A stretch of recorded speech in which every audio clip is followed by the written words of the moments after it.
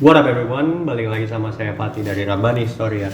Sebagai history enthusiast asal kota Bogor, Indonesia, kita masih akan mengulas sejarah lokal. Penasaran? Jangan lupa pencet subscribe, like, dan komen. Tanpa basa-basi, let's find out.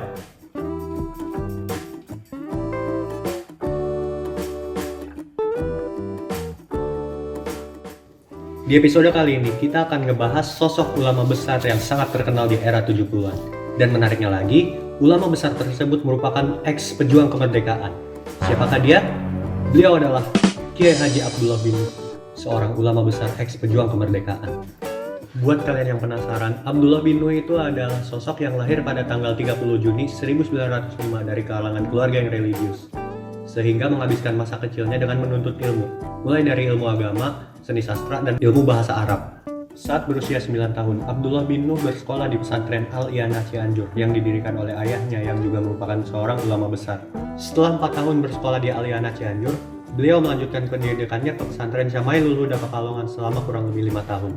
Setelah lulus sekolah, Abdullah bin Nuh diundang ke Surabaya untuk memulai karirnya sebagai seorang pengajar di Hadramaut School Surabaya. Berkat prestasi yang dicapainya, Abdullah bin Nuh berhasil mendapatkan beasiswa untuk kuliah di Mesir selama 2 tahun. Sepulangnya di tanah air, Abdullah bin Nuh melanjutkan karirnya sebagai seorang pelajar di Hadramaut School Surabaya mulai dari tahun 1928 hingga 1943. Pada akhir tahun 1943, Abdullah bin Nuh secara perlahan mulai beralih ke medan perjuangan. Beralih ke medan perjuangan dengan cara apa ya? Beliau sempat mengajukan diri ke pembela tanah air yang disingkat PETA. Dan menariknya lagi, beliau berhasil meraih jabatan Mayor Jenderal. Selama masa jabatannya di PETA, beliau sempat membagi tugasnya sebagai seorang kiai. Mulai dari bekerja di Semplak sebagai Mayor Jenderal dan menjadi kiai atau pengajar di Cianjur. Singkat cerita, setelah PETA dibubarkan pada tahun 1945, beliau yang saat itu menjadi anggota PETA kemudian beralih ke TKR atau Tentara Kawanan Rakyat yang didirikan oleh pemerintah Indonesia untuk melawan penjajah saat itu. Dikarenakan situasi yang sedang memanas pada tahun 1946, Abdullah bin Nuh terpaksa harus pindah ke Yogyakarta selama 4 tahun guna menghindari serangan pasukan sekutu yang sedang memuncak pada saat itu. Dilansir dari beberapa sumber, selama di Yogyakarta, Abdullah bin Nuh sempat berpartisipasi dalam beberapa kegiatan seperti pendirian Radio RRI Yogyakarta dan Universitas Islam Indonesia yang berbasis di Yogyakarta. Setelah 4 tahun bekerja di Yogyakarta, Abdullah bin Nuh kemudian pindah ke Jakarta dan menjalani hidupnya di sana selama 20 tahun. Di sela-sela kehidupannya di Jakarta, Abdullah bin Nuh aktif memimpin beberapa majelis taklim yang digelar di Kota Bogor pada tahun 1959.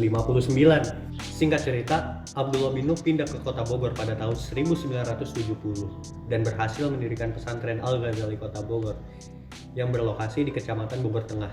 Oh ya, fakta menarik, pesantren Al-Ghazali adalah salah satu pondok pesantren yang paling terkenal di Kota Bogor pada masa itu. Kembali ke topik, Abdullah bin Nuh menghabiskan masa hidupnya dengan mengajarkan bahasa Arab dan ilmu agama kepada para santri dari seluruh Indonesia. Hingga akhirnya, Abdullah bin Nuh harus wafat pada tanggal 26 Oktober 1987 dan dimakamkan di Sukaraja, Kabupaten Bogor.